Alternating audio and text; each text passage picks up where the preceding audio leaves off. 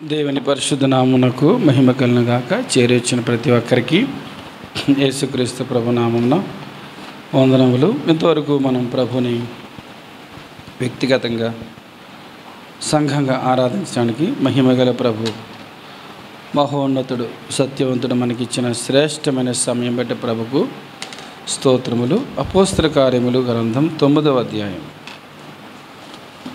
అపోస్తల కార్యములు గ్రంథం 9వ అధ్యాయం.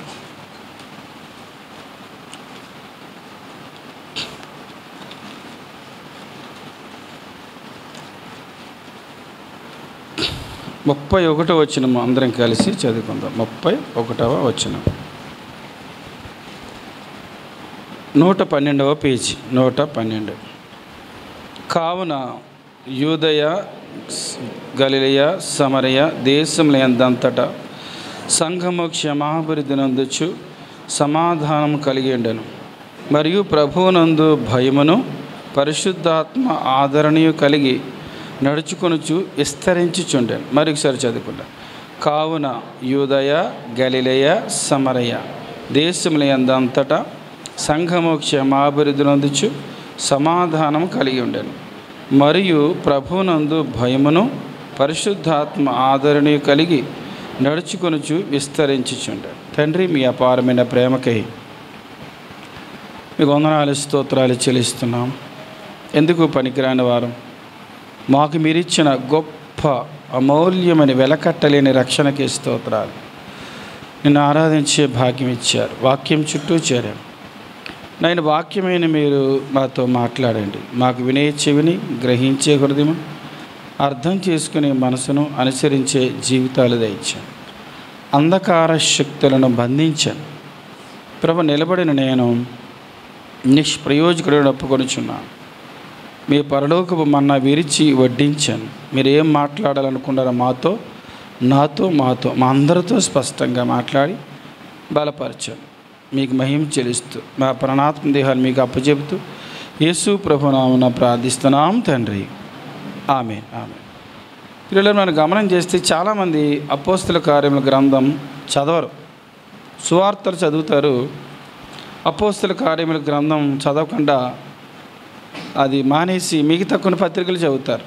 కానీ అపోస్తల కార్యములో ఆదిమ సంఘములో పరిశుద్ధాత్మ దేవుడు సంఘములో ఎంత అద్భుత కార్యములు చేశాడు.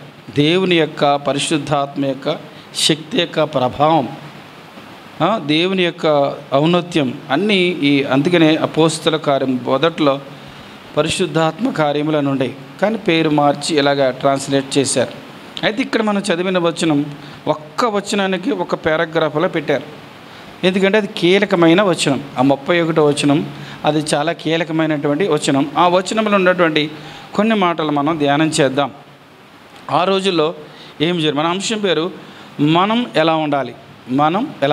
ఆదిమ సంఘం ఎలా ఉందో ఇక్కడ దేవుడు రాయించాడు. ఆదిమ సంఘం ఎలా ఉందంటే అప్పట్లో సంఘం దేశములందంతటా యూదయ, గలిలయ, సమరయ దేశములందంతటా సంఘం క్షమాభివృద్ధి పొందుతుంది, అంటే కట్టబడుతుంది. కింద ఫుట్నోట్లో కట్టబడుచును, సమాధానం కలిగి ఉంది, ప్రభువునందు భయం ఉంది, పరిశుద్ధాత్మ వలన ఆదరణ నడుచుకొనుచు విస్తరించుచుండెను. అంతే పారాగ్రాఫ్ అయిపోయింది. ఒక్క వచనానికి ఒక పారాగ్రాఫ్ పెట్టారు అంటే అది చాలా ప్రాముఖ్యం అని అర్థం. ఒక సెంటెన్స్ లాగా గ్యాప్ పెట్టారండి. కాబట్టి కొన్ని మాటలు మనం ధ్యానం చేద్దాం. ఇక్కడ మొదట చూస్తే క్షమాభివృద్ధి పొందుచుంది. సంఘం ఏమవుతుందండి? క్షమాభివృద్ధి పొందుచుంది. అది కింద ఫుట్నోట్లో కట్టబడుచుండని ఏముంది? అక్కడ కట్టబడుతుంది అని ఇక్కడ కట్టబడుతుంది, నిర్మించబడుతుంది. ఒకసారి పేతురు గారు రాసిన పత్రిక చూద్దాం. మొదటి పత్రిక 2:5. పేతురు గారు రాసిన మొదటి పత్రిక 2:5లో ఒక మాట, అద్భుతమైన మాట పేతురు గారు రాస్తారు. అక్కడ ఏమంటారంటే, యేసుక్రీస్తు ద్వారా దేవునికి అనుకూలములకు ఆత్మ సంబంధమైన బలులు అర్పించుటకు పరిశుద్ధ యాజకులుగా ఉండినట్లు మీరును సజీవమైన రాళ్ళవలే నుండి ఆత్మ సంబంధమైన మందిరముగా కట్టబడుచున్నారు. అది ఏమన్నాడైనా? మనల్ని ఆత్మ సంబంధమైన బలులు మనలో అర్పించబడటానికి, మనం పరిశుద్ధ యాజకులుగా ఉండటానికి, మనల్ని సజీవమైన రాళ్ళవలే ఉన్నామని నమ్మి ఆత్మ సంబంధమైన మందిరంగా దేవుడు మనల్ని కడుతున్నాడని చెప్తాడు. ఏమన్నాడు ఇక్కడ? మనల్ని ఆత్మ సంబంధమైన మందిరంగా దేవుడు కడుతున్నాడు అని అర్థం. అంటే కడుతున్నారు అంటే మనం కట్టబడుతున్నాము అంటే మనల్ని ఎవరో ఒకరు కడుతున్నారు, ఎవరో ఒకరు మనల్ని కడుతున్నారు. మనం కట్టబడుచున్నాము అంటే మనల్ని మనమే కట్టుకోలేము, మనల్ని ఎవరో కడుతున్నారు. అది హెబ్రీ పత్రిక 11వ అధ్యాయం 10వ వచనం చూద్దాం. హెబ్రీ 11:10.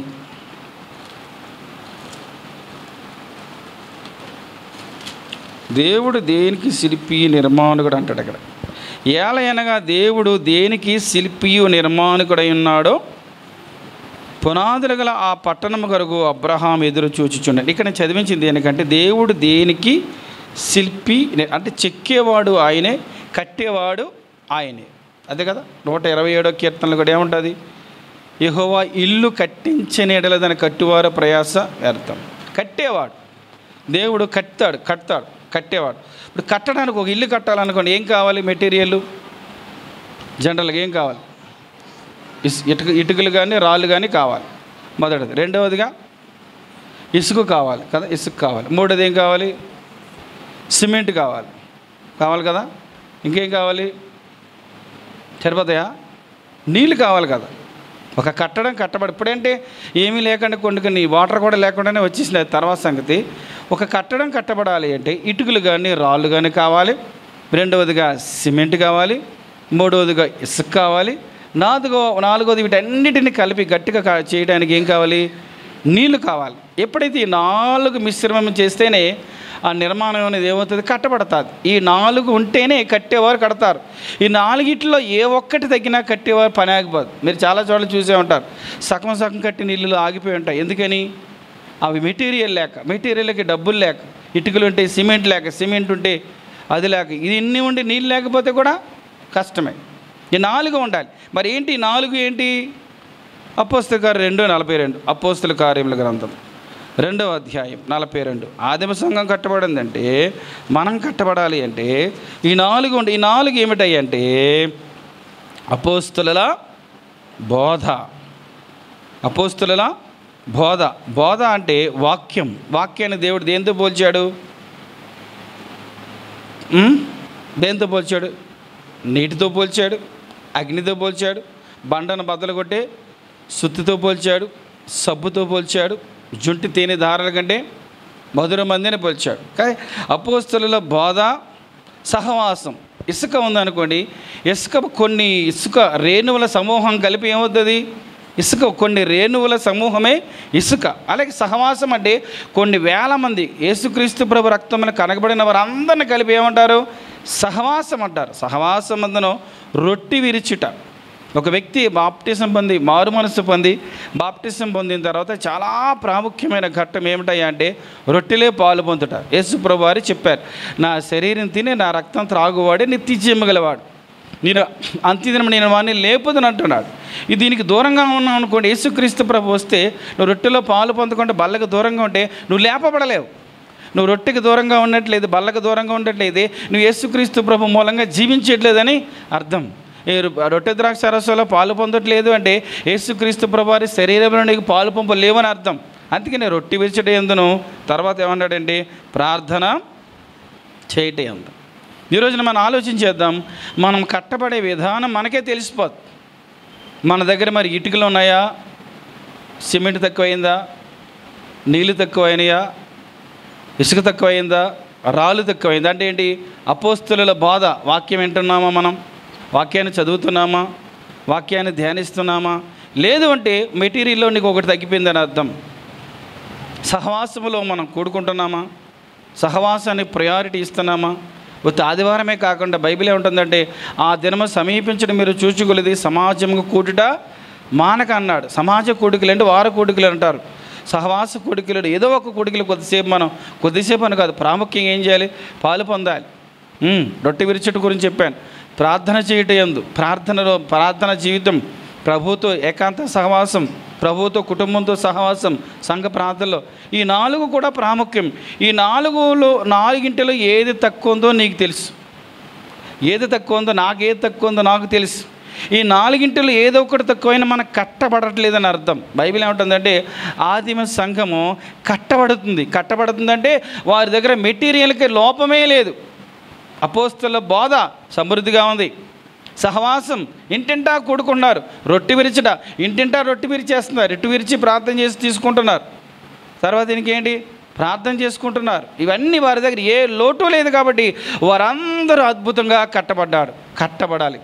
అందుకనే పేతురు గారు అంటున్నారు, 1 పేతురు 4:7 చూద్దారండి. పేతురు రాసుకున్న 1 పత్రిక 4:7 ఏమంటాడంటే ఆయన అన్నిటి అంతము సమీపించింది. ఏమంటున్నాడు ఆయన?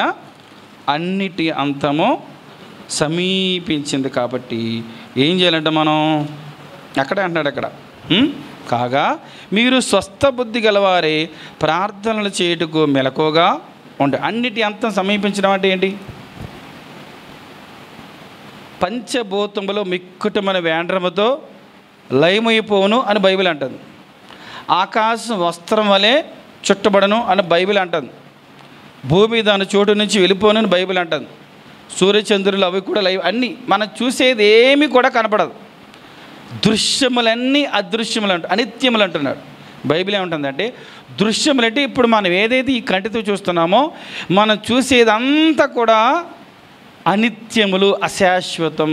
అందుకే అంటున్నాడు అన్నిటి అంతం సమీపించింది. కాబట్టి మీరు స్వస్థ బుద్ధి గలవారే ప్రార్థన చేస్తూ మెలకుకోండి. మన అర్థం ఏంటంటే మనం దినదినము ఏం చేయబడాలండి?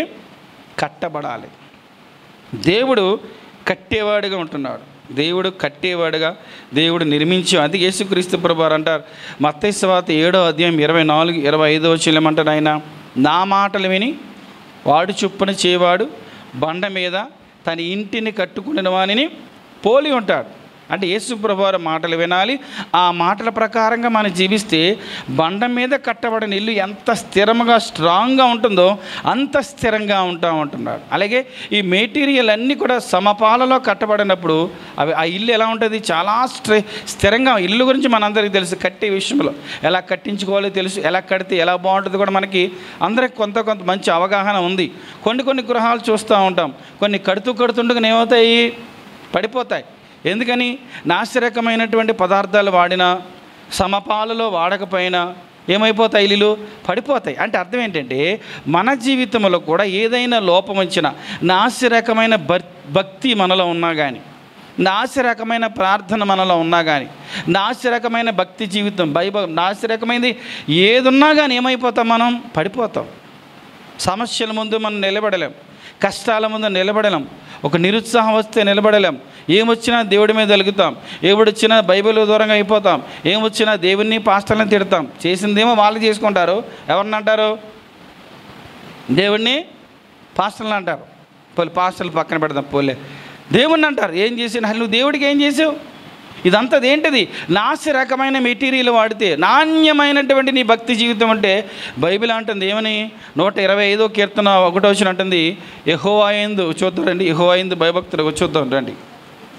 125వ కీర్తన 1 యెహోవా యందు నమ్మిక ఉంచేవారు. చదవమ్మా. ఏముందంటే ఇక్కడ యెహోవా యందు నమ్మికించేవారు కదలక నిత్యము నిలిచి సియోను కొండ. ఏ కొండతో ఎందుకు పోల్చలేదంటే అన్ని కొండలు కట్ చేస్తే పోతాయి. అన్ని ఇప్పుడు చూస్తూ ఉన్నాం, అన్ని పర్వతాలు ఏమైపోయినాయి? మరి అటు సైడ్ వెళ్తే ఏమైంది? హైటెక్ సిటీ బ్యాక్ సైడ్ కావచ్చు, అవన్నీ చూస్తే అన్ని కొండలు ఏమైపోయినాయి? కొండలు లేవు, ఇప్పుడు అన్నీ బిల్డింగ్స్ అయిపోయినాయి. అంటే ఈ సియోను కొండతో ఎందుకు పోల్చారంటే సియోను కొండ అది ఎవరు దాన్ని తరిగేవారు తరిగించలేరు, దాన్ని ఎవరు కూడా కట్ చేయలేరు. అది స్థిరమైన కొండ. అంటే దేవుని యందు నమ్మిక ఉంచితే ఎలా ఉంటారంట? సియోను కొండ వలె అంత స్థిరంగా ఉంటారు. అంటే అంత బలంగా వారు కట్టబడతారు అని దేవుని వాక్యం ఇక్కడ చెప్తాం. ఈరోజున మన జీవితాల్లో మరి మనం కట్టబడుతున్నామా? ఒకసారి ప్రశ్న వేసుకోవాలి. మన నిర్మాణం ఎలా ఉంటా ఉంది? మనలో ఎంత బలం ఉంది? ఈ కట్టేటప్పుడు ఇటుకల గురించి మనకు బాగా తెలుసు. పూర్వకాలంలో ఇల్లులు కట్టేటప్పుడు, ఇప్పుడైతే మామూలు కట్టేస్తున్నారు, ఇప్పుడు కూడా కడతారు. ఇటుకలతో కట్టేటప్పుడు ఇటుకలు ఏం చేస్తారు? ముందు ఇటుకలు తయారు చేయాలంటే ఏం చేస్తారు? ముందు బట్ట తీసుకొని బట్టిని బాగా పిసికి చిన్న చిన్న రాళ్ళు కూడా తీసేసి దాన్ని ఒక షేప్ వచ్చేటట్టుగా చేసి దాన్ని ఎండబెట్టి దాన్ని మట్టికిలో ఆవం పెట్టి దాన్ని కాల్చిన తర్వాత ఏం చేస్తారు? కట్టడానికి పంపిస్తారు. అలాగే మనం కూడా మట్టిలోంచే పుట్టాం. మట్టిలోంచి పుట్టామా? మన ఆదాములో వచ్చాం. మనందరినీ కూడా మట్టిలోంచి చేశాడు. చేసిన తర్వాత ఒక నిర్మాణం, ఒక రూపం వచ్చింది. ఇటుక ఒక ఆకారం అంటూ వచ్చింది. దాన్ని ఏం చేశారు? అగ్నిలో దాన్ని కాల్చారు. కాలిస్తే ఇటుకొక విలువ ఉంది. ఈరోజు నీవు నేను కూడా యేసుక్రీస్తు ప్రభువారిలో వాక్యం ద్వారా కాల్చబడాలి. బాప్టిజం యోహాను అంటాడు, నేను మీకు నీటితో బాప్టిజం ఇస్తున్నాను, కానీ నా వెనక వచ్చేవాడు ఏమిస్తాడు? ఆయన నా వెనక వచ్చేవాడు నాకంటే శక్తిమంతుడు. ఆయన దేంట్లో? అగ్నిలో మీకు బాప్టిజం ఇస్తాడని చెప్పాడు. అంటే వాక్యపు అగ్నితో మనం కాల్చబడాలి. పరిశుద్ధాత్మ అగ్నితో మనం కాల్చబడాలి. ఆ ఇటుకలు ఏం చేస్తారు? నీటిలో ముంచుతారు. ముంచిన తర్వాత ఏమో ఇటుకలు నానబెట్టిన తర్వాత ఇటుకలు ఏం చేస్తారు? కడతారు. అది కరెక్ట్గా ప్రాసెస్ అది. అలాగే నేను యేసుక్రీస్తు ప్రభువారిలో బాప్టిసాక్ష్యం ఇవ్వాలి. యేసు ప్రభువారిలో బాప్టిసాక్ష్యం ఇవ్వాలి. అంటే మనలో ఏమొస్తుంది? అప్పుడు కాల్చబడిన తర్వాత దృఢస్థం వస్తుంది. అంటే యేసుక్రీస్తు ప్రభు వాక్యం ద్వారా కాల్చబడాలి, పరిశుద్ధాత్మ అగ్నితో మనం కాల్చబడాలి, బాప్టిసాక్ష్యం ఇవ్వాలి. ఎప్పుడైతే ఇవన్నీ రెడీగా ఉంటామో ఆ మేస్త్రి మనల్ని ఆ ఇటుకని చేతులు తీసుకొని చక్కగా నిర్మాణం చేస్తాడు. ఈ సమపాల్లో కట్టినటువంటి గోడ అది పడటానికి అవకాశం రాదు. ఈ రోజున నేను ఎలా ఉన్నా ఒక్కసారి పరీక్ష చేసుకోవాలి అని దేవుని వాక్యం అంటుంది. ఎక్కడ చూసినా, ఏ కుటుంబాల్లో చూసినా కొద్దిగా నిరుత్సాహాలు, దేవుని వాక్యానికి దూరం అవటం, దేవునిలో అలగటం అది జరుగుతూ ఉంది కదా. చాలా కాలం క్రితం ఒక కుటుంబంలో ఏమైందంటే, అది చాలా పేద కుటుంబం. పాపం భర్త చనిపోతే భార్య, ముగ్గురు పిల్లలు ఉన్నారు. అంటే వారిని ఎవరు కూడా పట్టించుకోవట్లేదు. అసలు రక్త సంబంధులు కానీ, బంధువులు కానీ, ఊరిలో వారు వీళ్ళు పేదవారని పట్టించుకోవటం మానేసారు. చాలా దయనీయమైన స్థితి. పాపం దినం గడవడానికి కష్టం. ఆ దగ్గరలో చర్చ్ ఉంటే ఆ క్రైస్తవులు పాపం ఎవరు చూసి వారికి 2 మాటలు దేవుడి గురించి చెప్పి రోజు మందిరానికి తీసుకెళ్ళిన తర్వాత వీళ్ళకి చాలా ఆదరణ అనిపించింది, చాలా సంతోషం అనిపిస్తే ఈ కుటుంబం అంతా చర్చికి వెళ్తున్నారు. ఆ చర్చికి వెళ్ళటం మిగతా ఊరు వాళ్ళు వీళ్ళందరూ మిగతా వాళ్ళు వీళ్ళు తాలూకా వాళ్ళు చూసి, మీరు ఆ చర్చికి వెళ్తున్నారు, అసలు మీకు మాకు సంబంధం లేదని వెలివేసినట్టుగా చేశారు. సరే మీరు ఉన్నప్పుడే పట్టించుకోలేదు, ఇంక ఇప్పుడు మీతో మాకు సరే అని చెప్పి పట్టించుకోకుండా చర్చికి వెళ్తున్నారు. వాళ్ళ నాన్న చచ్చిపోయినప్పుడు ఆ అబ్బాయికి ఒకటి 8th క్లాస్, ఒకటి 6th క్లాస్. సో అలా రోజులు గడుస్తూ ఉన్నాయి. పిల్లలిద్దరు కూడా దేవుడి మందిరంలో పరిచర్యలు ఎదుగుతున్నారు. అలా గడుస్తుంది. కొన్ని సంవత్సరాలు అయిన తర్వాత ఆ పెద్ద కుమారుడు సివిల్స్ రాసి పాస్ అయ్యి కలెక్టర్ అయ్యాడు. ఏమయ్యాడు? కలెక్టర్ అయ్యాడు. కలెక్టర్ అయితే కానీ మందిరాన్ని మాత్రం మానేవాడు కాదు, పరిచర్య మాత్రం మానేవాడు కాదు. చాలా రోజులు కలెక్టర్ అయిన తర్వాత చాలా నాలుగు ఊరు వస్తున్నారు. పాస్టర్ గారు ఫోన్ చేసి, బాబు నువ్వు మరి ఇక్కడ ఎదిగి పెరిగి అయ్యావు కదా, ఇక్కడ సాక్ష్యం ఇవ్వాలి మన చర్చిలో పలానా టైంకి వచ్చా అంటే, సరే పాస్టర్ గారు నేను వచ్చేస్తాను, 9 కల్లా వచ్చేస్తాను అని చెప్పాడు. చర్చి స్టార్ట్ అయిపోయింది. 9 అయిపోయింది, లోపలికి రాలేదు అబ్బాయి. 10 అయిపోయింది, కనపట్లేదు. 11 అయింది, కనపట్లేదు. 11:30 అయింది. పాస్టర్ గారికి ఎందుకు బాధ అనిపించి బయటకు వచ్చి చూస్తే ఆ కుర్రోడు, కలెక్టర్ అయిన కుర్రోడు ఎక్కడున్నాడు? చెప్పుల స్టాండ్ కాడ ఉన్నాడు. ఏం చేస్తున్నాడు? చెప్పుల స్టాండ్ కాడ ఉండి చెప్పులు సర్దుతున్నాడు. ఇప్పుడు బాబు ఎక్కడ ఉన్నావు అంటే, నేను 8th క్లాస్ నుంచి కూడా మీ చర్చికి వచ్చినప్పటి నుంచి ఇదే పని చేసేవాను పాస్టర్ గారు. కలెక్టర్ అయిన మాత్రాన నేను వేరే పని ఎక్కడి నుంచి వచ్చి అక్కడ కూర్చోటకు రాలా, సాక్ష్యం చెబుతాను, ఎండింగ్లో కదా సాక్ష్యం, ఈలోపు దేవుడిచ్చిన సమయం ఆధిక్యత నేను చేసే పని చేయనివ్వండి అని చెప్పాడు. ఆశ్చర్యపోయాడు పాస్టర్ గారు. కళ్ళంటే నీళ్ళు ఆగట్లేదు. చర్చ అయిపోయింది, సాక్ష్యం చెప్పినప్పుడు అందరూ ఏడుపులు. అంటే విచ్ఛిన్నమైపోయిన కుటుంబం దేవుడు ఏం చేశాడు? కట్టాడు. అంటే మనం ఏం చేస్తామంటే, ఇప్పుడు మనం ఏం చూసుకుంటామంటే, మన బ్యాక్గ్రౌండ్ చూసుకుంటాం, మన స్థితి, మన గతి, మన పరపతి చూసుకుంటాం. ఇవేమి చూడకూడదు. కట్టేవాడు దేవుడని ఎవరి వైపు చూడాలి? మనం దేవుని వైపు చూడాలి. నేను కొన్ని గృహాలకు వెళ్ళేటప్పుడు వాళ్ళ యొక్క పరిస్థితి చెప్పినప్పుడు వారికి అదే చెబుతాను. మీరు పరిస్థితి చూసుకోవద్దు, మీరు రాబడి చూసుకోవద్దు, మీ బ్యాక్గ్రౌండ్ చూసుకోవద్దు, దేవుని వైపు చూడాలి. దేవుడు మహిమగల దేవుడు, ఆయన ఏమైనా చేయగలుగుతాడు. మనం ఇలాగే ఉంటామని, మీరు ఇలాగే ఉంటారని నిరుత్సాహపడద్దు. ఆయన వైపు చూస్తే ఆయన ఏం చేస్తాడు? ఆయన ఏమైనా చేయగలుగుతాడు. రాత్రికి రాత్రే యోసేపుని సింహాసనం ఎక్కించాడు. రాత్రికి రాత్రే నెబుకద్నెజరుని గడ్డి కరిపించేశాడు. రాత్రికి రాత్రే బెల్షస్సరుని మట్టి కరిపించి ఇంకొక రాజ్యాన్ని తెచ్చాడు. అప్పటికప్పుడే ఎవరు ఊహించినటువంటి అన్నదమ్ములే వారు చూస్తుంటుండగా దావీదుని దేవుడు ఏం చేశాడు? రాజుగా చేసేసాడు. దేవుడు ఏమైనా చేయగలుగుతాడు. అంత గొప్ప దేవుడు మన దేవుడు. కానీ ఆయన చేతుల్లోకి మనం సరెండర్ అయిపోవాలి. మనం కట్టబడడానికి కావాల్సిన మెటీరియల్ అన్నీ మనం సమకూర్చుకోవాలి. ప్రార్థనా జీవితం ఉండాలి, సహవాసములు గడపాలి, వాక్యాన్ని చదవాలి, రొట్టె విరుచుట్లో సిద్ధపాటుతో వారమంతా సిద్ధపాటులో. నేను ఆదివారం రొట్టెలో పాలు పొందాలి కాబట్టి ఈ వారమంతా నేను పరిశుద్ధంగా జీవించాలి.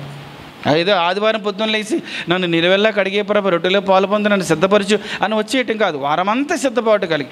ఎప్పుడైతే మనం అలా జీవిస్తూ ఉంటామో దేవుడు ఏం చేస్తాడంటే జీవితాలు కట్టేవాడు, కుటుంబాలు కట్టేవాడు. రక్తస్రావం గురించి, స్త్రీ గురించి మనకు తెలుసు, చాలాసార్లు చెప్పాను కూడా. ఆమెకున్నదంతా వ్యయమైపోయింది. కానీ యేసుక్రీస్తు ప్రభువారి వస్త్రపు చెంగున ఆమెను ఎప్పుడైతే ముట్టిందో, ఎంత అద్భుతంగా దేవుడు ముట్టిన వెంటనే ఆమె రక్తధార కట్టాను. అంటే ఆమె మనస్సు కట్టబడింది, హృదయం కట్టబడింది, ఆరోగ్యం కట్టబడింది, కుటుంబం కట్టబడింది, జీవితమే కట్టబడింది. యేసు ప్రభువారు కట్టే దేవుడు. సాతాను ఎవడు? కూల్చేవాడు. దేవుడు కడతాడు. దేవుడు అందుకని శిల్పి, నిర్మాణకుడు. అందుకని ఆదికాండలో చూస్తే దేవుడు మనను తన చేతులతో తన స్వరూపమును మనం నిర్మించాడు.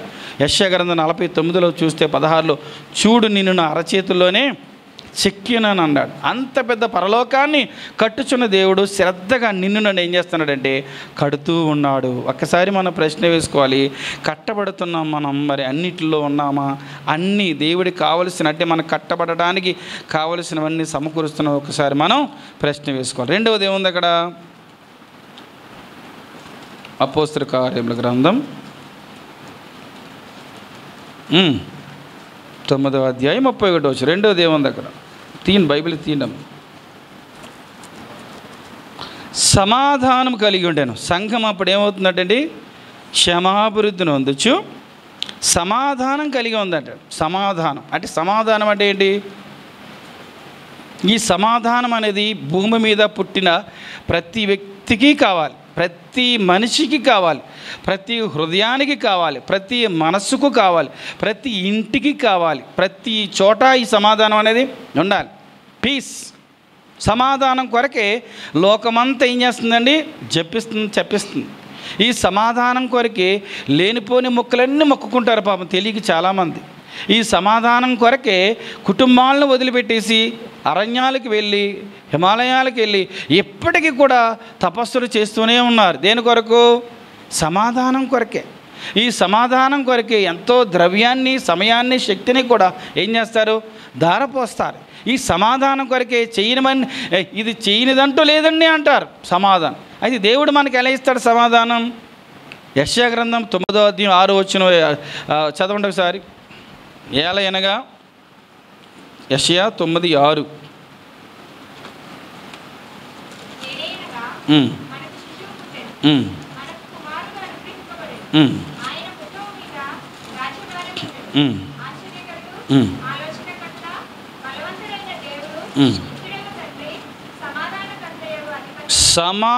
సమాధానకర్తయగు అధిపతి. కర్త అంటే ఏంటి? దాన్ని క్రియేట్ చేసేవాడు. సృష్టికర్త అంటే సృష్టిని చేసినవాడు. సమాధానకర్త అంటే సమాధానానికి మూలకారకుడు, సమాధానాన్ని సృష్టించింది ఎవరయ్య అంటే యేసు ప్రభువారు. ఇక్కడ ఎవరి గురించి వ్రాయబడింది? యేసుక్రీస్తు ప్రభువారి గురించి. సమాధానం కావాలి అంటే యేసు ప్రభువారు ఉండాలి. అంటే అందుకనే లూకా సువార్త 2:14 చూద్దారండి. లూకా 2:14. యేసుక్రీస్తు ప్రభువారు పుట్టిన ఆ రోజే దేవదూతలు వచ్చి సువార్త చెప్పిన తర్వాత ఈ మాటని, సర్వోన్నతమైన స్థలములలో దేవునికి మహిమయు. గమనించాను, సర్వోన్నతమైన స్థలములలో దేవునికి మహిమయు, ఆయనకి ఇష్టమైన మనుషులకు భూమి మీద సమాధానం కలుగునుగా. ఇప్పుడు ఆనవాడు ఆదిమ సంఘం సమాధానం కలిగి ఉందంటే అర్థం ఏంటి? సంఘం అంతా, అక్కడున్న వారందరూ, దేవుడిని నమ్ముకున్న వారందరూ ఎలా జీవించారండి? దేవునికి ఇష్టలుగా జీవించారు. మళ్ళా చెబుతున్నాను, మనం ఏమనుకుంటామంటే నేను యేసుక్రీస్తు ప్రభు నమ్ముకున్నాను, ఎందుకు నాకు సమాధానం లేదు, శాంతికరం అయిపోతుంది ఏంటి, నెమ్మది లేదేంటి, ఏంటి బాధ అనుకుంటూ ఉంటాం. క్లియర్గా దేవుడు వాక్యం చెప్తుంది, ఆయనకి ఇష్టమైన మనుషులకు సమాధానం అని చెప్తున్నాడు. చాలా ప్రాముఖ్యం. మన యేసుక్రీస్తు ప్రభు వారిని నమ్ముకున్నంత మాత్రమున, మందిరానికి వచ్చినంత మాత్రాన, ఏదేదో చేసినంత మాత్రాన వచ్చేది. ఆయనకి ఇష్టలుగా జీవిస్తే ఏమొస్తుంది? సమాధానం. ఆనాడు సంఘం దేవునికి ఇష్టలుగా వారు జీవించారు. ఎవరైనా కానీ, పేదవారైనా, మధ్యతరగతి వారైనా, ధనికులైనా, ఆ దినాల్లో ఎవరెవరైతే సంఘములో రక్షించబడి చాచబడుతున్నారో వారందరూ కూడా దేవునికి ఇష్టలుగా జీవించారు కాబట్టి వారికి సమాధానం వచ్చింది. ఇప్పుడు మన వరకు వచ్చి మనం ఒకసారి ప్రశ్న మనం వేసుకుందాం. ఈ రోజున మనకి ఎవరికి ఇష్టంగా మనం జీవిస్తున్నాం? కొన్నిసార్లు మన ఇష్టానుసారంగా జీవించేస్తాం. మన ఇష్టానుసారమైన నిర్ణయాలు తీసుకుంటాం. మన ఇష్టానుసారమైన చూస్తాం. మనకి ఇష్టం వచ్చిన చోటకల్లా మనం వెళ్ళిపోతాం. మనకి ఇష్టం వచ్చిందల్లా చేస్తాం. మనకి ఇష్టం వచ్చినట్టుగా జీవిస్తాం. కానీ సమాధానం రాదు. మరి ఎవరినంటాం మనం? ఎవరినంటాం? దేవుడి మందిరానికి వస్తాం. పైగా ఈ మందిరాలు మారుస్తారు కూడా. ఏమంటారు? అక్కడికి వెళ్ళక చాలా బాగుంది, అక్కడికి వెళ్ళకంటే మాకు చాలా బాగుంది. ఇల్లులు మార్చేస్తారు. ఆ ఇంట్లో ఏం బాగోలేదండి, ఈ ఇంట్లోకి వెళ్ళక మాకు చాలా బాగుంది. ఆ మాసం ఏం బాగోలేదండి, ఈ మాసం చాలా బాగుంది. ఈ మాసం చాలా బాగుంది. ఏంటి? ఎవరి మీద వంక? ఇల్లు నిన్ను పోషిస్తుందా? నువ్వు చర్చి నిన్ను సహవాసం అనేది రేకుల చెట్టు అయినా, సెల్లారైనా, పాకైనా, చెట్టు కింద అయినా, ఏదైనా ఎక్కడైనప్పటికీ కూడా నువ్వు దేవునికి ఇష్టడిగా జీవిస్తే బహుగా దీవిస్తాడు. నేను సమాధానానికి డోకా అనేదే లేదు. అంటే సమాధానానికి కొదువు అనేదే లేదు. మరి ఈ సమాధానం అనేది లోకంలో లేదు. ఎవరు ఇవ్వాలి? యేసుక్రీస్తు ప్రభు వల్ల యేసుక్రీస్తు ప్రభు వారు ఇవ్వాలి. యేసుక్రీస్తు ప్రభు వారు ఎవరికి ఇచ్చారు? మనకిచ్చారు. మనం ఎవరికి ఇవ్వాలి? లోకానికి ఇవ్వాలి. ఇప్పుడు మనం మధ్యవర్తులం. లోకానికి దేవుడికి మధ్యవర్తులం. లోకంలో సమాధానం కావాలి అంటే ఇప్పుడు దేవుడికి మనకి మధ్యవర్తమే యేసు ప్రభు వారు. మనకి అసమాధానంతో మనల్ని సంధి చేసుకోవడానికి కొలసే పత్రికలో తీరుతాడు. తన కుమారుని ద్వారా మనల్ని దేవుడు ఏం చేశాడంటే ఆయన ద్వారా మనల్ని సమాధానపరుచుకున్నాడు. మన సమాధానం రక్షించబడ్డాం. మరి లోకంలో రక్షించబడిన వారికి సమాధానం లేదు. వారికి సమాధానం చేకూర్చాలంటే దేవుడికి వారికి మధ్య మనం ఏం చేయాలి? మనం సమాధానాన్ని పాస్ చేయాలి. సమాధానం పాస్ చేయటువంటి సమాధానాన్ని ఇతరులకు మనం ఏం చేయాలి? పంచిపెట్టాలంటే మనకు లేనిది పంచిపెట్టేస్తామా? ఉదాహరణకు మన ఇంట్లో ఏదైనా ఉంటేనే మనం ఏం చేస్తాం? పంచిపెడతామా? మరి లేనిది పంచిపెట్టలేం. ఇప్పుడు నీ దగ్గర సమాధానం ఉంటే నీ ఇతరులకు పంచిపెట్టగలుగుతావు. నీ దగ్గర సమాధానం ఉంటే నీ ఇతరులకు దానికి పాస్ చేయగలుగుతావు. నీ దగ్గర నా దగ్గర సమాధానమే లేకపోతే పంచిపెట్టగలుగుతామా? పంచిపెట్టలేం. అంటే ఏంటి అర్థం? మనము దేవునికి ఇష్టలుగా జీవించాలి. ఈ రోజున ప్రశ్న వేసుకుందాం. ఎక్కడ చూసిన లోకంలో ఎవరిష్టానుసారంగా వాళ్ళు జీవించడం, ఎవరిష్టానుసారంగా వాళ్ళు వెళ్ళిపోవటం, ఎవరిష్టానుసారంగా వాళ్ళు బ్రతికేయటం. అసలు దేవుడు ఏం చెబుతున్నాడు? అసలు మనకంటూ ఒక దిక్చూచి, ఒక గైడ్, ఒక మార్గదర్శి మనకున్నాడు. మనల్ని నడిపించేవాడు మనకున్నాడు. మనకు బోధించి బైబిల్ అంటే దేవుడు అంటున్నాడు, నేను నీకు ఉపదేశిస్తాను, నీవు నడవలసిన మార్గం నీకు తెలియజేస్తాను, నేను బోధిస్తానని చెప్తున్నాడు దేవుడు. నాకేం అక్కర్లేదు ప్రభు, నాకు తెలుసు అన్నీ ప్రభు. ఏమంటాం దేవుడిని మనం? నీకు నేను ఉపదేశిస్తాను, నేను నడవలసిన మార్గాన్ని బోధిస్తాను అంటున్నాడు. అదే మత్తయి 11:29 కూడా అంటాడు, నేను సాత్వికుడను దీన మనస్సు గలవాడును కనుక నా కాడి ఎత్తుకుని నా యొద్ద నేర్చుకోండి. నేర్పిస్తాడు. దావీదుకి యుద్ధం నేర్పించాడు, యోసేపుకు పరిశుద్ధత నేర్పించాడు, దానియేలుకు రాజరికం నేర్పించాడు. ఇలాగా ప్రతి ఒక్కరికి మోషేకు నాయకత్వం అన్నీ నేర్పించిన దేవుడు ఈ రోజున మనల్ని కూడా దేవునికి ఇష్టంగా మనం ఎలా జీవించాలో కూడా ఏం చేస్తాడు? ఆయన నేర్పించినప్పుడు మనం ఎప్పుడైతే దేవుడి దగ్గర మనం నేర్చుకుంటామో దేవుడు మనకి ఏమిస్తాడండి? సమాధానం మనకి ఇచ్చే దేవుడిగా ఉంటున్నాడు. అందుకని మార్కు సువార్త 3:13 చూడండి. యేసుక్రీస్తు ప్రభువారు శిష్యుల్ని ఏర్పరచుకున్నప్పుడు అక్కడ రాస్తారు. అక్కడ మార్కు 3:13 ఆయన కొండ ఎక్కి తనకిష్టమైన వారిని పిలవగా వారు ఆయన యొద్దకు వచ్చిరు. వారు తనతో కూడా ఉండినట్లును దెయ్యములను వెళ్ళగొట్టు అధికారం గలవారై సువార్త ప్రకటించుటకును వారిని పంపవలనని ఆయన 12 మందిని నియమించాడు. ఇక్కడ చూడండి, యేసుక్రీస్తు ప్రభువారు 12 మందిని ఏర్పరచుకోవడానికి ఆయన ఒక చోట కొండ మీద కూర్చున్నారు. అక్కడ చాలామంది ఉన్నారు. తనకిష్టమైన వారిని పిలవగా, ఎందుకు తనకిష్టమైన వారంటే వీరు నా ఇష్టాన్ని నెరవేరుస్తారని దేవుడు ఏం చేశాడంటే 12 మందిని పిలుచుకున్నాడు. లేఖనాల నెరవేర్పు కొరకు అందులో యోధాను కూడా పిలుచుకున్నాడు. ఎందుకని యోధా ఉంటేనే యేసుప్రభువుని అప్పగించాలి. యేసుప్రభువు అప్పగించబడితేనే మానవులందరి కొరకు పాపక్షమాపణ కొరకు ఆయన పాప పరిహారార్థ బలిగా పస్కా బలి పశువుగా ఆయన అప్పగించబడతాడు. కాబట్టి ఆయనకి ఇష్టమైన వారిని పిలిచినప్పుడు వారు ఆయన ఎద్దకు వచ్చారు. ఇప్పుడు ఇక్కడ మన వారికి వచ్చేటప్పటికి ఇప్పుడు నీవు నేను రక్షించబడ్డాము అంటే అన్ఎక్స్పెక్టెడ్గా మన దేవుణ్ణి నమ్ముకోలేదు. నువ్వు అనుకోకుండా నీవు నేను దేవుని నమ్ముకోలేదు. నీవు నేను దేవునికి ఇష్టంలో ఉన్నాం అంటే మనలో ఏదో మంచి ఉందని కాదు, మనలో ఏదో నాణ్యత, వేరే వాళ్ళలో లేని నాణ్యత మనలో ఉందని కాదు. కేవలం దేవుని ఉచితమైన కృపచేత ఆయన ఏం చేశారంటే మనం ఆయనకి ఇష్టమైంది అంతే. ఎందుకయ్యా నేను నీకు ఇష్టమయ్యానంటే అది నీకు చెప్పలేను, అది నాకు ఒక్కడికే తెలుసు అంటున్నాడు. ఏమంటున్నాడు ఆయన? ఎందుకు నన్ను రక్షించావు, ఈ నాలో ఏం చూసావంటే ఆయన చెప్పడు. ఆయన సీక్రెట్, నాకు ఇష్టమయ్యేందుకు నేను రక్షించుకున్నాను. ఆయన మనల్ని ఆయనకి ఇష్టమయ్యాం కాబట్టి మనల్ని రక్షించుకున్నాడు.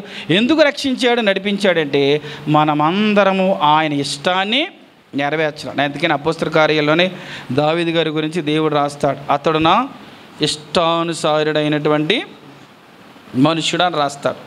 ఇక్కడే అపోస్తల కార్యంలోనే 13వ అధ్యాయంలో 22వ వచనం, తర్వాత అతనిని తొలగించి దావీదును వారికి రాజుగా ఏర్పరచను.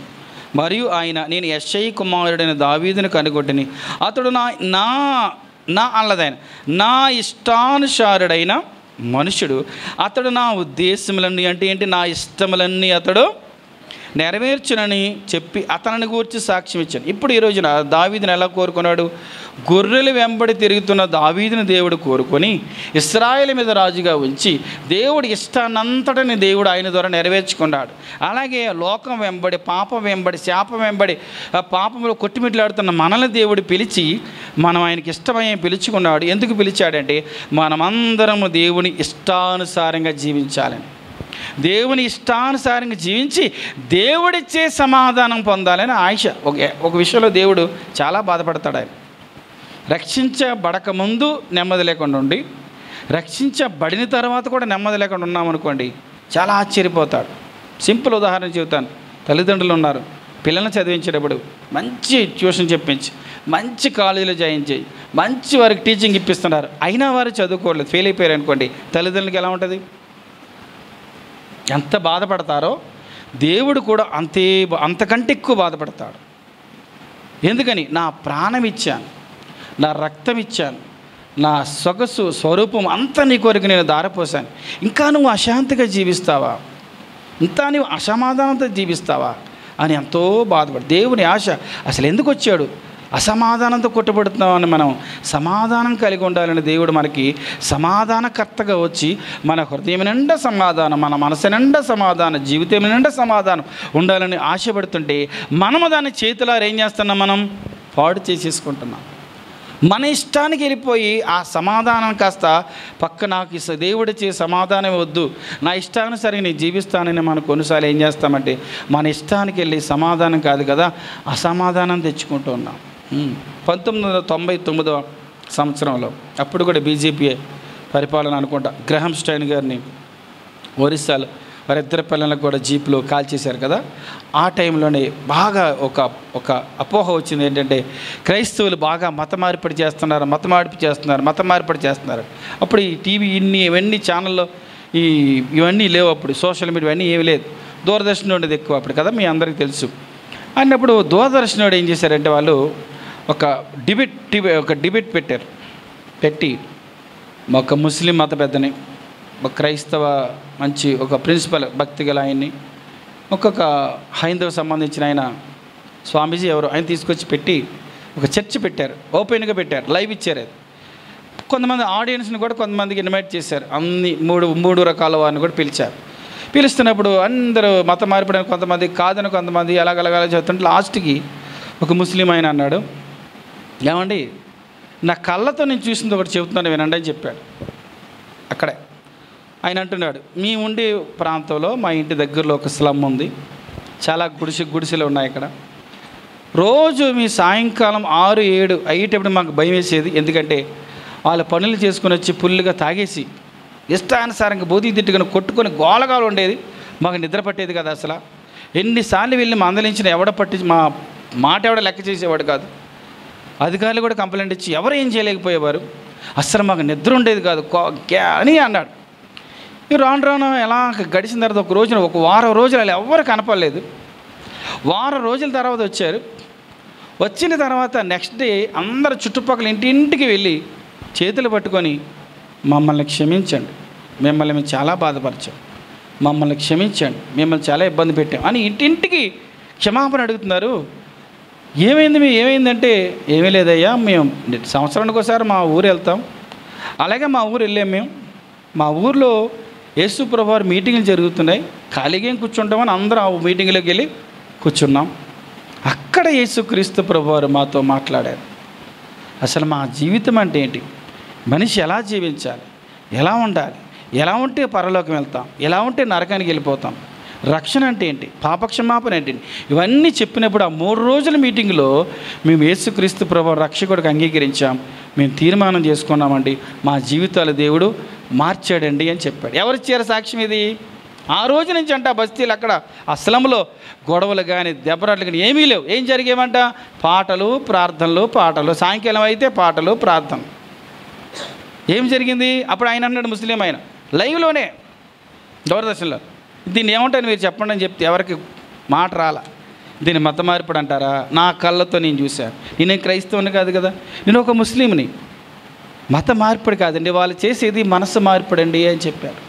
ఈ రోజున మరి అదే యేసుక్రీస్తు ప్రభువారు మన జీవితాల్లో ఉన్నారు. మనం చాలాసార్లు చాలా తీర్మానాలు మనం చేసుకుంటూ ఉంటాం. ఎందుకు మరి మన నెమ్మదిని ఇది ఎంత కోల్పోతున్నాం మనం అంటే, మన జీవితాల్లో సరైనటువంటి యేసుక్రీస్తు ప్రభువారి మీద సరైనటువంటి ప్రేమ లేకపోతే. ప్రేమ ఉంటే ఇతరులను బాధపరచం. మనం ఎవరి మీదైనా ప్రేమ ఉందనుకోండి వారిని బాధపరచం. ప్రేమ లేకపోతేనే ఎదుటి వ్యక్తిని బాధపరుస్తాం. యేసుక్రీస్తు ప్రభువు నీకు ప్రేమ ఉందనుకో, ఆయన చెప్పినట్టుగానే జీవిస్తావు. ఆయన మీద నాకు ప్రేమ కొదువైందనుకోండి, మనం ఇష్టం వచ్చినట్టుగా జీవిస్తాం. కాబట్టి 2వ పాయింట్లో సమాధానము కలిగి ఉండాలి. సమాధానం కలిగి ఉండాలంటే దేవునికి ఇష్టంగా అడగాలి, నాయన నీకు ఇష్టమేది ఏంతో చెప్పండి, నీ ఇష్ట ప్రకారం జీవించే భాగ్యం నాకు దయచేయండి అనాలి. 3వదిగా ఏముంది అక్కడ? ప్రభువునందు ఉందా మీ బైబిల్లో? అలాగా ప్రభువునందు భయం ఉందంటండి. ఏముందంటండి? ప్రభువునందు భయము. కీర్తనలు 4:4 చూద్దాం. కీర్తనల గ్రంథం 4వ కీర్తన 4వ వచనం.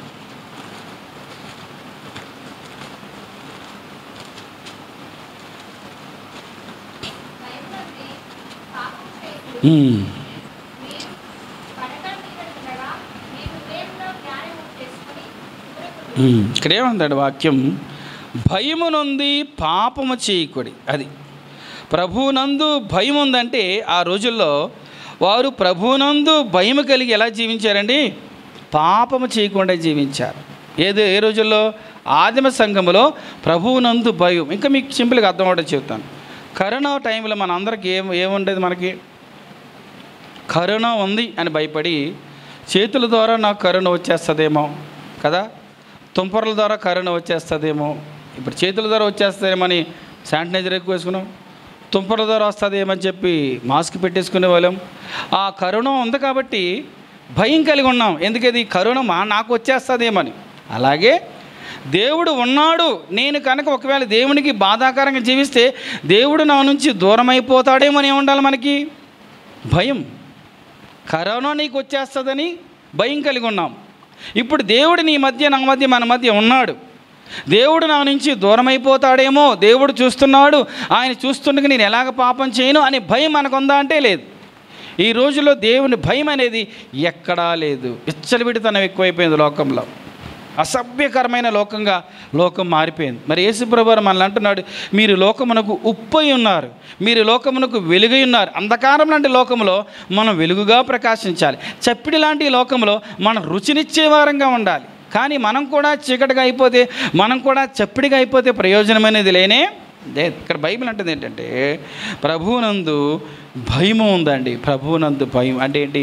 ఉదాహరణ యోసేపు ఉన్నాడు. పోతీఫరు భార్య వచ్చి ఆయనతో పాపం చేయమని అడిగితే యోసేపు ఏమన్నాడంటే, నా దేవుడు చూస్తూ ఉంటుండగా ఎంత ఘోర పాపానికి నేను ఒడికట్టు చేయనని చెప్పాడు. దేవుడు ఉన్నాడు అనే భయం బైబిల్ ఏమంటుందంటే యోసేపుకు యెహోవా తోడై ఉన్నాడు. యోసేపు కూడా తెలుసు. యోసేపుకు యెహోవా తోడైండుట పోతీఫరు చూశాడు. అంటే మరి యోసేపుకి తెలీదా? తెలుసు. పాపం చేయటానికి ఎందుకు యోసేపు వెనకంజ వేశాడంటే దేవుడు నాతో పాటు ఉన్నాడు అనే భయం కలిగి ఉన్నాడు. ఆదిమ సంఘంలో కూడా ప్రభు నాతో పాటు ఉన్నాడని భయం కలిగి మనం ఎలా ఉంటామంటే దేవుడు మందిరంలోనే ఉంటాడు అనుకుంటాం. మందిరం దాటిన తర్వాత ఇంకా మన ఇష్టం కదా. బయటికి వెళ్ళిన తర్వాత మన ఇష్టం. అంటే ఇప్పుడు అక్కడ నీతో పాటు దేవుడు ఉండడా? ఉంటాడు. సర్వ సృష్టిని వాక్కుతో సృజించిన దేవుడు నువ్వు ఎక్కడికి వెళ్ళినా దేవుడు ఉంటాడు. 139 కీర్తనలో నీ ముందు, నా ముందు, నా వెనక, నా పైన అంతా నీవు ఆవరించి ఉన్నావు. ఎవరైతే ప్రభువు నన్ను చూస్తున్నాడు, నీ తల్లిదండ్రులు నిన్ను చూడకపోవచ్చు, నీ పాస్టర్లు నిన్ను చూడకపోవచ్చు, నీ పెద్దలు నిన్ను చూడకపోవచ్చు, దేవుడు చూస్తున్నాడు అని భయం కలిగి ఉంటారో వారిని దేవుడు అద్భుతంగా వారి యందు ఆనందించి వారిని ఆశీర్వదిస్తాడు. అలాంటి భయమే లేకుండా జీవించామనుకోండి, జీవితంలో ఒక రోజున భయపడాల్సి వస్తుంది. ఇస్సాకు ఒకసారి కళ్ళు మందగించిన పాపం ముసలాడైపోయాడు కదా ఆయన. ఏశావుకు బదులు యాకోబును ఆశీర్వదించేశాడు. ఆదికాండంలో 35:5 ఆశీర్వదించేసిన తర్వాత ఇప్పుడు ఏశావు వచ్చాడు.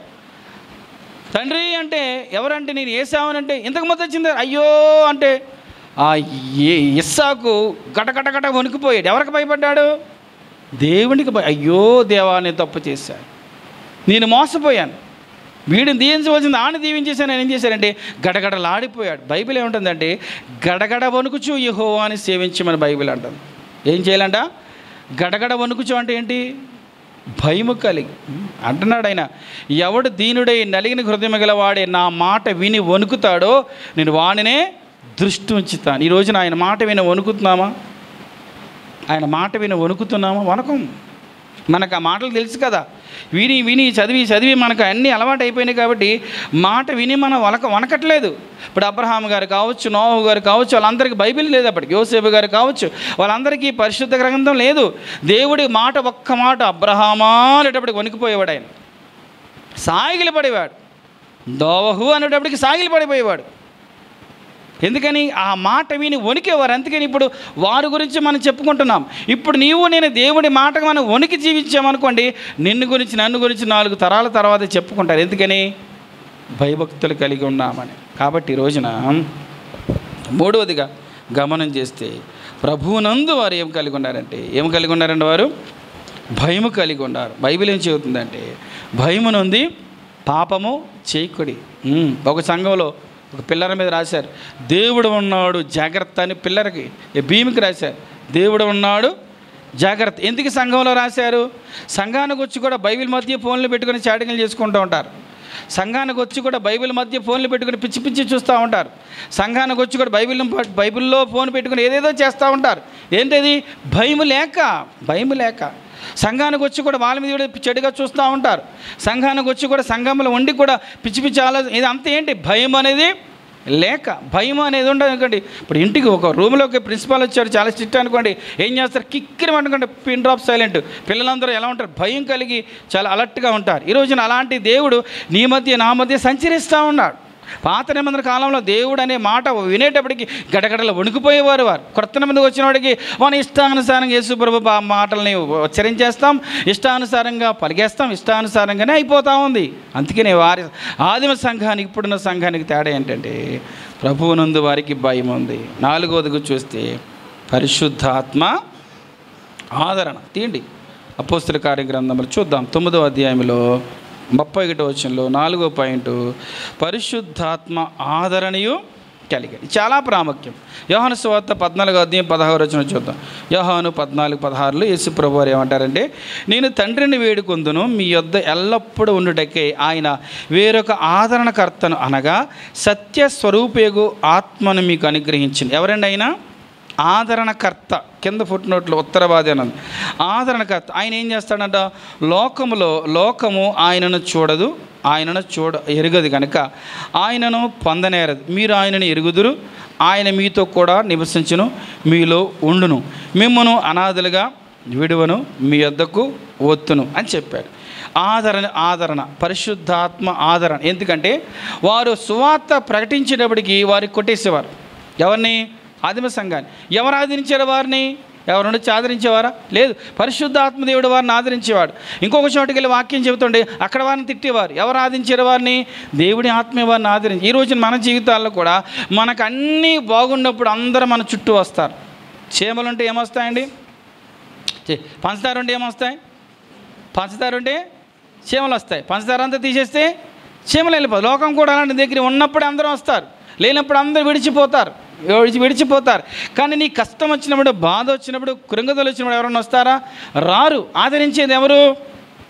పరిశుద్ధాత్మ దేవుడే. ఒక అమ్మాయి చెబుతుంది, నాన్నగారు చనిపోయారు, మన రాజేంద్ర నగర్ పావని వాళ్ళ భర్త చనిపోయినప్పుడు జ్ఞాపకార్థ కొడుకు పెడితే సెకండ్ ఇయర్ థర్డ్ ఇయర్ వెళ్ళినప్పుడు వాళ్ళ పాప నైన్గా వచ్చి మీటింగ్ అంతా అయిపోయిన తర్వాత అమ్మాయి వచ్చి చెబుతుంది, అంకుల్ ఆ లాస్ట్ అంకుల్ ఉన్నాడు కదా, ఆ అంకుల్ అయితే మా డాడీ ఉన్నప్పుడు వారానికి 2 సార్లు వచ్చేవాడు. ఈ అంకుల్ ఉన్నాడు కదా, ఆ అంకుల్ అయితే వారానికి 1 సారి వచ్చేవాడు. చాలా క్లోజ్గా ఉండేవారు. మా డాడీ ఎప్పుడైతే చనిపోయారో మళ్ళీ ఇప్పుడే వచ్చారు, మళ్ళీ ఇప్పుడే కనిపించారు.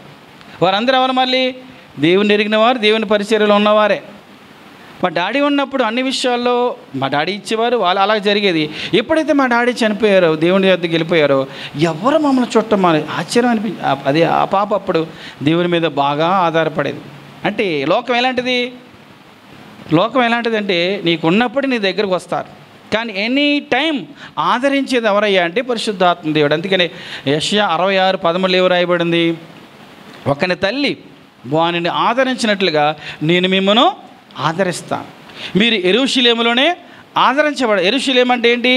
దేవుని సంఘం, దేవుని సహవాసం. నేను ఎవరు విడిచి వెళ్ళిపోయినా సంఘం మాత్రం నేను విడిచి వెళ్ళరు. ఎవరు నీకు హ్యాండ్ ఇచ్చేసినా సంఘం మాత్రం నీకు హ్యాండ్ అవ్వదు. వెనువెంట సంఘము సహవాసం ఉన్న ప్రతి ఒక్కరితో పాటు ఏముంటుంది? వెనువెంట కుటుంబములాగా, నీకు ఆప్తులలాగా, ఆత్మీయులు అంటే తోబుట్టుల కంటే ఎక్కువగా బైబిల్ ఏముంటుందంటే మనం వారికి తోడుగా ఉండాలి, తోడుగా ఉంటాం.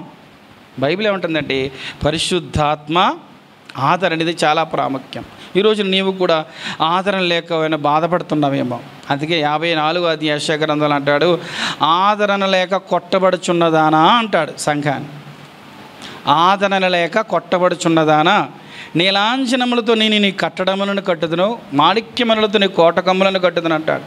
అని యెషయా 54:10 ఏమంటాడంటే, పర్వతములు తొలగిపోయినా మెట్టల తత్తరల నా కృప నేను విడిచిపోదు, సమాధాన విషయం నా నిబంధన తొలగిపోదని నీ యందు జాలిపడి యెహోవా సెలవిస్తున్నాడు అంటున్నాడు. అంటే మనం కొన్నిసార్లు ఈ శ్రమలను బట్టి ఆదరణ లేనివారుగా అయిపోతాం, డిప్రెషన్లోకి వెళ్ళిపోయే పరిస్థితి వస్తుంది కొన్ని సందర్భాల్లో. కానీ మనల్ని ఎనీ టైం, ఏ సమయంలోనైనా, ఏ పరిస్థితుల్లో అయినా ఆదరించేది ఎవరయ్యా అంటే పరిశుద్ధాత్మ దేవుడు. నీకు నెమ్మదినిస్తాడు ఆయన, నేను ఆయన కంట్రోల్లో తీసుకుంటాడు, దుఃఖానంతని కొట్టివేస్తాడు, నీ గుండె భారానంతని తీసివేస్తాడు. కీర్తనగాడు రాస్తాడు కదా, గుండె చెదిరిన వాడిని బాగు చేయవాడు ఆయనే, వారి గాయములు కట్టేవాడు ఆయనే. యోబుతో అంటాడు ఎలీఫజు, యోబు ఆయన గాయం చేస్తాడు, ఆయనే గాయాలు కడతాడయ్యా. అలాగే కట్టాడు యోబు గాయాలు. మరి యోబుకున్న విపత్తు ఎవరికి రాలేదు. ఎలా తట్టుకోగలిగాడంటే పరిశుద్ధాత్మ దేవుడు ఆదరించాడు. ఈరోజు నన్ను మన జీవితాల్లో దేవుడు మిమ్మల్ని అనాథలుగా విడిచిపెట్టను, మీకు ఆదరణకర్తను పంపిస్తానని చెప్పాడు. అలాగే ఆయన పరిశుద్ధాత్మ దేవుని పంపించి ఆదరించాడు. తర్వాత సంఘం ఏముందంటే ఈ 4 విస్తరించి చుండాను. మొదట ఏం చూసాం? సంఘం క్షమాభివృద్ధి అంటే కట్టబడుతుంది. ఇప్పుడు నేను ఎంత కట్టబడ్డామనేది ప్రశ్న వేసుకోవాలి. ఇప్పుడు ఇల్లు ఇప్పుడైతే స్లాబ్లు వేసేసి గోడలు కడుతున్నారు. పూర్వకాలం ఏం చేసేవారు? కట్టడం పూర్తయిన తర్వాత పైన ఇల్లు కప్పు వేసేవారు. ఇప్పుడు నువ్వు కట్టడం పూర్తయితే కప్పు వేయటానికి రెడీగా ఉన్నాడు ఆయన. అదే పరమగీతాలు కూడా అదే అంటాడు. ఒకవేళ ప్రాకారం వంటిది ఆయన గోపురం పెడదామనుకుంటే ఇంకా ప్రాకారంలో కట్టబడలేదని బాధపడతాడు అక్కడ. అంటే మన ఇంటి పైన మనల్ని స్లాబ్ వేయటానికి రెడీగా ఉన్నాడు, కానీ మనం ఇంకా కట్టబడట్లేదు. అందుకే హెబ్రీ పత్రికలు అంటాడు, కాలం బట్టి చూస్తే మీరు బోధకులుగా ఉండాలి, కానీ మీరు ఎలా ఉన్నారంటే పసిపిల్లలా ఉన్నారేంటి, మీరు ఇంకా కట్టబడలేదేంటి అని మాట్లాడుతూ ఉంటాడు. కట్టబడాలి. రెండవదిగా ఏం కలిగి ఉండాలి? సమాధానం కలిగి ఉండాలంటే ఏం చేయాలి? సమాధానం కలిగి ఉండాలంటే దేవునికి ఇష్టలుగా మనం దేవునికి ఇష్టలుగా జీవిస్తేనే సమాధానం. మందిరానికి వచ్చినంత మాత్రాన ఏదేదో చేసినంత మాత్రం రాదు. దేవునికి ఇష్టలుగా మనం జీవించాలి. ఇది మానకదే చేయాలి. మందిరానికి రావాలి, ప్రార్థన చెప్పాను కదా. ఆ 4 దాంట్లో కట్టబడుతున్న దాంట్లో అపోస్తల బోధయందు సహవాసం, రొట్టె విరిచిన ప్రార్థన, ఈ 4 చాలా ప్రాముఖ్యం. ఆ 4 ఉంటేనే కట్టబడతాం. 2వ పాయింట్కి సమాధానం. ఆయనకి ఇష్టలుగా మనం ఇప్పుడు ఒకవేళ మన ఇష్టానుసారంగా జీవించి సమాధానం కోల్పోతే తిరిగి సమాధానం ఇచ్చేవాడు ప్రభు. ఆయన ఎద్దకు వచ్చిన ఆయన నన్ను కనికరించే సమాధానం ఇస్తాడు. ఒక్క యేసు ప్రభు ద్వారానే సమాధానం అనేది సాధ్యమవుతుంది. ఇంకా నీ హృదయంలో యేసు ప్రభుని అంగీకరించకుండా ఉంటే వాక్యం అంటుంది, నేడు రక్షణ దినం ఇదే మిక్కిలి అనుకూల సమయం. నేడు అనే సమయం ఉండగానే క్రీస్తు మీ హృదయంలో అనుగ్రహించే సమాధానాన్ని ఏలుచుండనీయుడు అంటాడు. సమాధానం అంటే మనల్ని పరిపాలన చేయాలంట. ఏం పరిపాలన చేయాలంట? ఏలటం అంటే సమాధానం మనల్ని పరిపాలన చేయాలని. ఈ పరిపాలన చూసి ఇతర రాజ్యంలో ఇతర వ్యక్తులు ఏం చేయాలంట? మీ పరిపాలనలోకి మమ్మల్ని కూడా తీసుకోండి అనాలంట. అంటే ఏంటి? మీ దేవుడిని మాకు కూడా పరిచయం చేయండి అని. 3వది ఏం చూసాం? ప్రభువునందు భయము. ఎక్కడున్నా కానీ నా ప్రభు నన్ను చూస్తున్నాడు అని ఎప్పుడైతే భయం కలిగి జీవిస్తామో దేవుడు అద్భుతంగా వారికి ఏం చేస్తాడంటే కృప చూపుతాడు, అద్భుతంగా ఆశీర్వదిస్తాడు. వారి యందు దేవుడు ఆనందిస్తాడు. ఆనాడు 12 మంది వెళ్ళారు, 10 మంది ఏమో బెదరగొట్టేశారు. అమ్మో మనం జయించలేం, ఆ దేశం వెళ్ళాం. ఇద్దరు ఏమన్నారంటే యెహోషువ కాలేబులు, యెహోవా మన యందు ఆనందిస్తే నిశ్చయముగా ఆ దేశాన్ని స్వాధీనం చేసుకుంటామని చెప్పాడు. ఏంటంటే యెహోవా మన యందు ఆనందించాలి. అంటే ఏంటి? మనం ఎప్పుడైతే దేవుని యందు భయం కలిగి ఉంటామో దేవుడు మన యందు ఆనందిస్తాడు. నీకు అసాధ్యమైన వాటిని దేవుడు ఏం చేస్తాడు? సాధ్యం చేసి నీ చేతిలో పెడతాడు. 4వది ఏం చూసాం? పరిశుద్ధాత్మ ఆదరణ. అంటే ఏంటి? పరిశుద్ధాత్మ ఆదరణ కావాలంటే రోమాపత్రి 8వ అధ్యాయంలో ఎందరైతే దేవుని ఆత్మచేత నడిపించబడుతారో వారందరూ దేవుని కుమార్. దేవుని ఆత్మచేత నడిపించబడాలి. దేవుని పరిశుద్ధాత్మ దేవుడు మన హృదయంలో అంతే బైబిల్ అంటే తెస్సలోనికీయుల మొదటి పత్రికలో ఆత్మను ఆర్పకుడు అంటాడు. మన ఆత్మను ఆర్పేసుకోకూడదు. దేవుని ఆత్మ అధ్యక్షతలు మనం జీవించినప్పుడు ఆ ఆత్మ దేవుడు మనకి ఏమిస్తాడు? సమాధానం. ఇవన్నీ కలిగి సంఘం ఏమవుతుందండి? విస్తరించి చుండని 4 వైపులు స్ప్రెడ్ అయింది. ఒకసారి యోబు గురించి చూస్తే తూర్పు దిక్కులో ఆస్తిపరుడు అంతే అయినా, కానీ భక్తిలో భూమి మీద అతని వంటి వాడు. భక్తిలో 4 వైపులే స్ప్రెడ్ అయిపోయింది, ఆస్తిని మాత్రం ఒక దిక్కే గొప్పవాడు. ఈరోజున నీవు నేను కూడా భక్తిలో వీటన్నిటిలో విస్తరించాలంటాను, వ్యాపించాలి, విస్తరించాలి. అక్కడ ఏం రాశాడు? అక్కడ యూదయ, గలిలయ, సమరయ. అంటే ఏంటి? నీ ఇంట, నీ సంఘం, నీ సమాజం ఏం చేయాలి? మనం నీ భక్తి విస్తరించాలి, నీ కట్టడం విస్తరించాలి, నీ సమాధానం విస్తరించాలి, నీవు దేవుని భయం కలిగి ఉన్నావని విస్తరించాలి, నువ్వు పరిశుద్ధాత్మ చేత ఆదరించబడుతున్నావు అనే మాట విస్తరించాలి. ఇది చాలా ప్రాముఖ్యం. ఎప్పుడైతే అలా జీవిస్తామో మన జీవితాల్లో ప్రభు కృపణిస్తాడు. కళ్ళు మూసుకుందాం, మన హృదయాలను పరీక్ష చేసుకుందాం, పరిశీలన చేసుకుందాం. ఏ విధంగా ఉంటున్నా ప్రియమైన సహోదరి సహోదరుడు, అపోస్తల కార్యములు 9వ అధ్యాయం 31వ వచనం, ఆ ఒక్క వచనం దేవుడు విడిగా పారాగ్రాఫ్ పెట్టాడు. ఎందుకంటే అది చాలా ప్రాముఖ్యమైనది. ఆ దినములలో సంఘం క్షమాభివృద్ధి పొందొచ్చు, అంటే కట్టబడుతుంది. మనం కట్టబడాలి అంటే అపోస్తలుల బోధ, సహవాసం, రొట్టె విరుచుట, ప్రార్థన చేయటం అవి చాలా ప్రాముఖ్యం. సమాధానం. అయ్యో ప్రభు నమ్ముకున్నాను, నాకు సమాధానం. అయ్యో ప్రభు నమ్ముకున్నాను, ఏంటి అనుకున్నాం? అది మనలోనే లోపం ఉంది. దేవునికి ఇష్టలైన మనుషులు, ఆయనకి ఇష్టమై మనల్ని పిలిచాడు. జీవితం కూడా ఆయనకి ఇష్టంగానే జీవించాలి. ప్రియులారా, మరి ఎవరికి ఇష్టంగా జీవిస్తున్నాం? ప్రభు నందు భయం. ఎవరి యందు నీకు భయం ఉంది? ఎవరంటే భయపడుతున్నాం? దేవుడంటే భయపడుతున్నామా? వాక్యం అంటే భయపడుతున్నామా? దేవుని నామం అంటే భయపడుతున్నామా? భయం అనేది లేకపోతే చాలా ప్రమాదం. యెహోవా మన యందు ఆనందిస్తే నిశ్చయముగా అవి మన సొంతం చేస్తాడు. ఎవడు దీనుడై నా మాట విని వణుకుతాడో, ఎవడైనా నా మాట విని గడగడలాడుతాడో వాడినే దృష్టి ఉంచుతాను. ఆయన దృష్టి నీ మీద ఉండాలంటే ఆయనకు భయపడాలి. కేవలం సంఘములో మాత్రం భయపడితే సరిపోదు. సమాజంలో, నీ ఇంటిలో, నీ కాలేజీలో, ప్రతి చోట ప్రభువు నందు భయం నీకు ఉండాలి.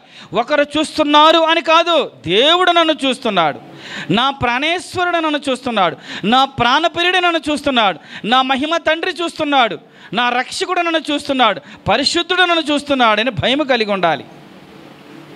అలాంటి జీవితం మన దగ్గర. పరిశుద్ధాత్మ ఆదరణ నీకు ఇస్తాడు. నేనెవరు ఆదరించట్లేదు, నువ్వు బాధపడకు, ఎవరిని నిందించకు, ఎవరిని తోలనాడకు. ఆదరించే దేవుడు నీ హృదయంలోనే ఉన్నాడు. ఆయనకి నిన్ను నువ్వు అప్పగించుకో, ఆదరిస్తాడు. విస్తరించాలి. ఎంత విస్తరిస్తున్నాం? మన సాక్ష్యం ఏమి విస్తరిస్తూ ఉంది? భక్తి విస్తరించాలి, పరిశుద్ధత విస్తరించాలి, నీ సాక్ష్యం విస్తరించాలి, వ్యాపించాలి. ఎన్ని సంవత్సరాలైందో మనం రక్షించబడి, అలాగే ఒకచోట పరిమితమైతే కాదు. ఇంకా నీ హృదయంలో సమాధానం లేకపోతే క్రీస్తు అనుగ్రహించి సమాధానం పొందడానికి సిద్ధపడు.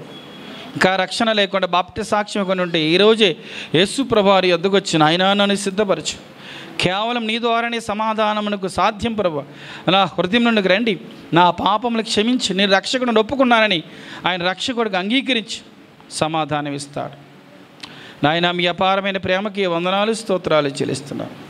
ఎంత గొప్ప దేవుడు మాకున్నావు నాయన. నెమ్మది ఇచ్చేవాడు, సమాధానం ఇచ్చేవాడు, మమ్మల్ని కట్టే దేవుడు, సమాధానం ఇచ్చేవాడు. మీ యందు భయం కలిగి ఉండాలని, నీ ఆదరణతో మేము నింపబడాలని, విస్తరించాలని చెప్పారు. విన్న వాక్యాలను మా హృదయంలో భద్రపరచను. వాక్యానుసారంగా జీవించే మహాభాగ్యం దయచేయి, కృప చూపించమని యేసు ప్రభునామమున ప్రార్థిస్తున్నాం తండ్రి.